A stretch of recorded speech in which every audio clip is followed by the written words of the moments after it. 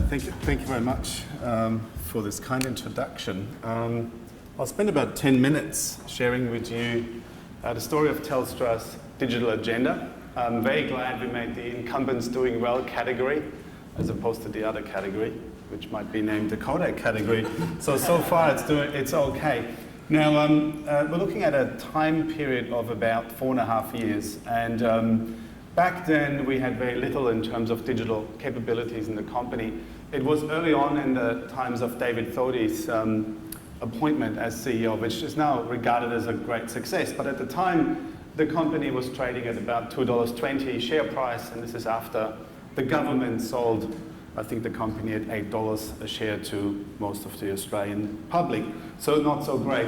And we set ourselves the goal to ensure a bright future for Telstra in a digital world. And back then it wasn't so obvious that everything was going to go digital. And Tony gave us a lot of examples of that. Today that's a no-brainer. But we really went on to say to people, you know what, this company is going to go broke unless we're going to do something about it. And what we want is a bright future, whatever that means. So what we had to do is convince people that there was something to be done. There were many other alternatives for the company, and we did lots of other stuff as well. But to put digital on the map was a task that we had to convince people of that first.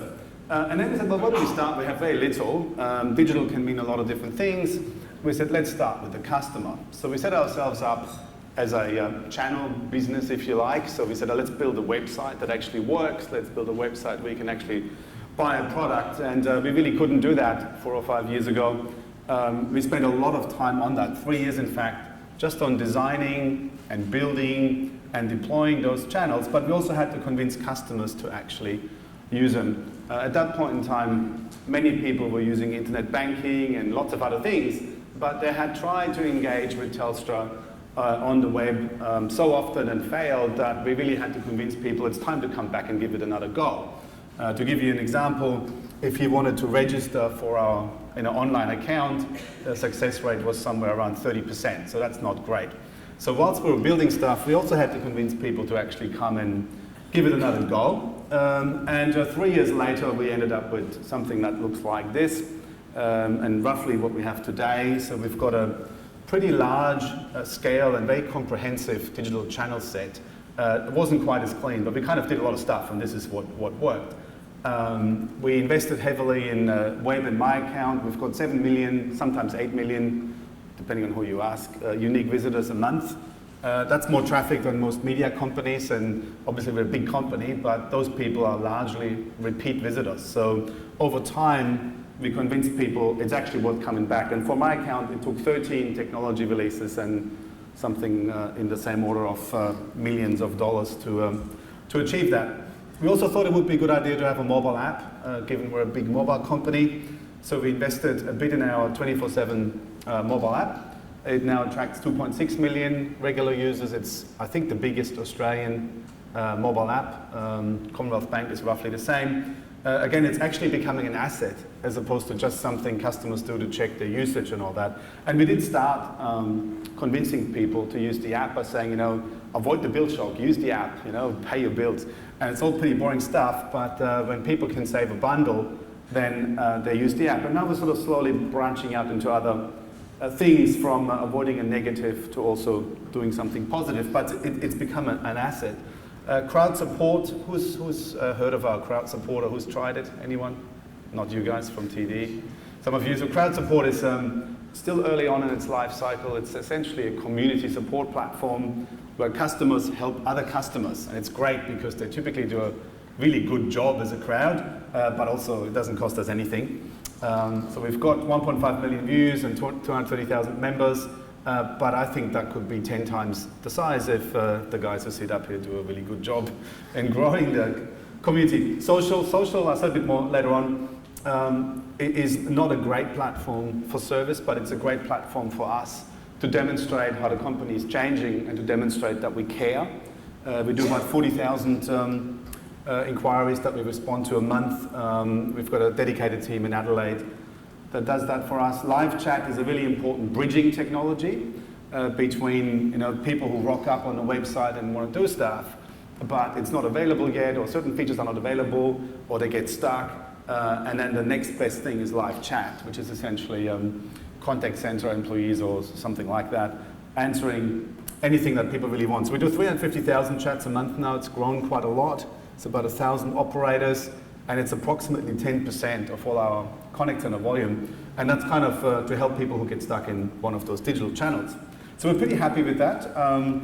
In total, we do almost 500 million customer interactions a month, so it's a huge scale. 55% of all service transactions are now done in digital. Used to be in the mid-20s when we started. The mobile app has become the largest channel for the whole company. And it's kind of hard to comprehend when you have 40,000 employees that the app is actually far bigger than anything all those employees do. And we still struggle explaining to people the scale of these channels because we don't have buildings full of people. And also, of course, economics, right? All this migration of transactions from physical stuff, paper bills and payments and over the counter and activations in a store or the 7-Eleven or whatever, moving that to digital at near zero marginal cost saved us a huge amount of money. I can't disclose the numbers, but we invested a fair amount of money and we basically got the same amount back in annually recurring cost reductions. So not only is this stuff good for customers, gives additional choice and makes it more convenient, but also saves us quite a lot of money, which then pays for the next round of cool stuff. How did we do this? We focused very early on hiring good people. Telstra wasn't at the time one of the employers of choice, so we actually had to actively go out there and convince people it was worth joining the cause. So we hired a whole bunch of skill sets that the company didn't have. So user experience designers and coders who really understood how to code, in particular for the mobile app and so on. So that was quite an effort. So we invested in the brand of Telstra Digital, not just Telstra. And now we've got a much better brand in the employment space, and we've got a great grad program and so on. But back then that wasn't really the case.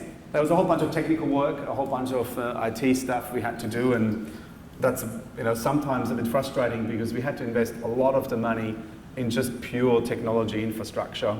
And you don't win any awards, the projects are always late, they always cost more money, but you have got to do it. So we invested in an identity layer that took, I don't know, still going, I think, 5 years. But without that, you really have nothing to plug all your applications into.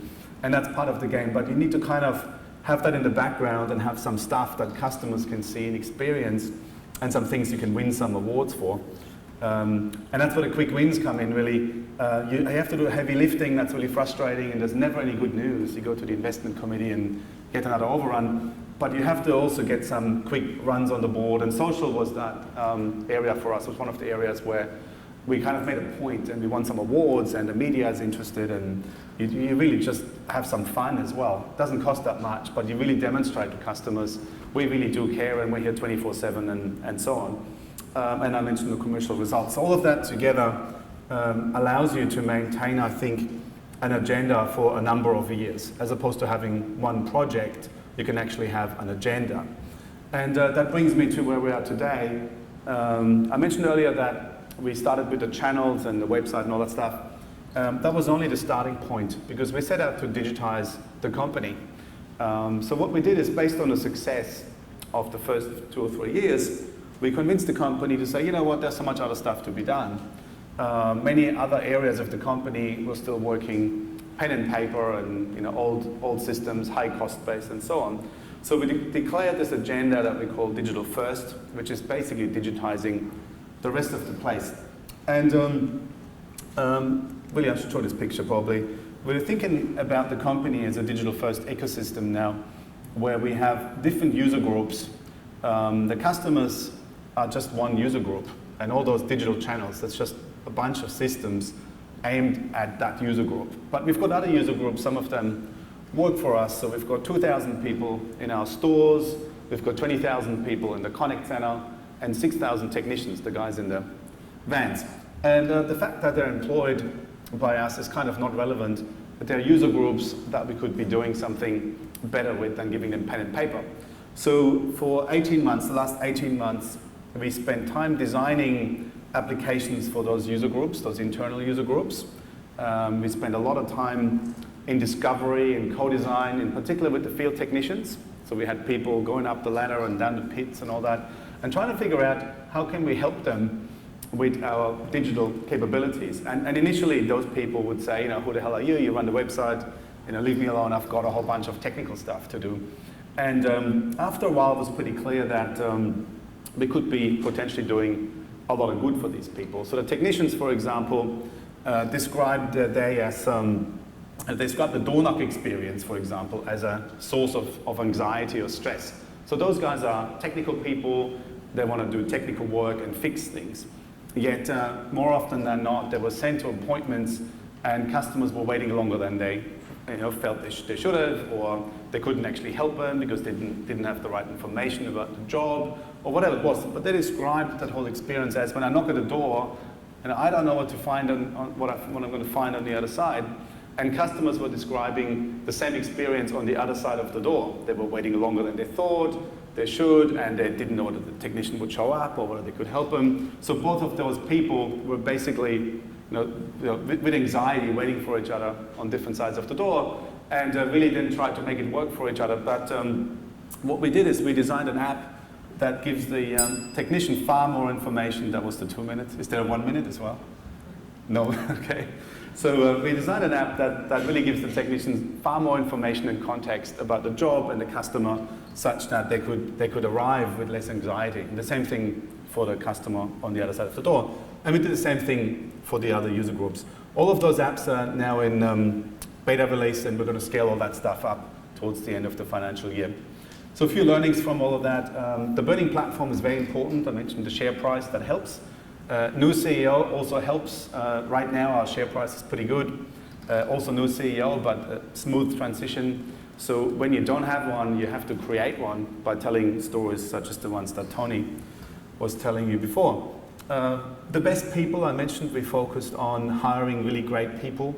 But what we learned over time is that resilience and patience and empathy is extremely important.